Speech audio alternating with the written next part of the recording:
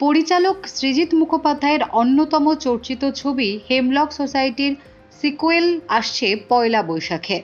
সেই ছবিতে আনন্দকর চরিত্রে ছিলেন পরমব্রত চট্টোপাধ্যায়। তার মাথায় ছিল কোঁকড়ানো চুল। কিন্তু কিলবিল সোসাইটিতে কেন এমন ন্যাড়া আনন্দ?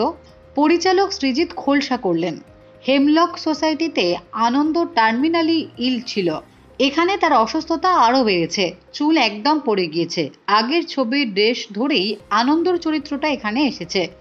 মানুষ হিসেবেও তার পরিবর্তন ঘটেছে। অন্যদিকে আগের ছবিতে মেঘনা চরিত্রে দেখা গিয়েছিল কোয়েল মল্লিককে। এই ছবির গল্প এগিয়েছে পূর্ণা আইচকে ঘিরে। পূর্ণা স্বাধীনতা ভালোবাসে, নিজের মতো করে বাঁচে, সমাজকে বুড়ো আঙুল দেখিয়েই বাঁচে। কিন্তু হঠাৎ একটা ঘটনায় তার জীবন বদলায়। কি সেই ঘটনা? কিভাবে আনন্দযজ্ঞে অংশ নেবে সে? উত্তর থাকবে ছবির শেষে।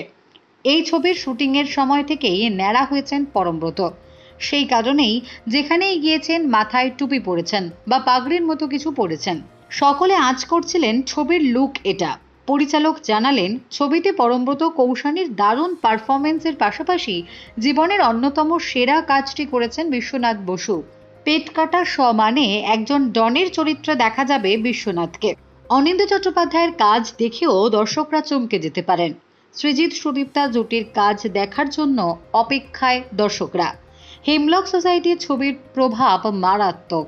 সমাজ মাধ্যমে এমন কথাও লেখা হয়, এই ছবি দেখে আত্মহত্যা করার ঝোঁকমুক্ত হয়েছেন কিছু মানুষ। সেখানে কিলবিল সোসাইটি কি মাপের ধাক্কা দেবে তার দিকে তাকিয়ে সিনেমা প্রেমীরা।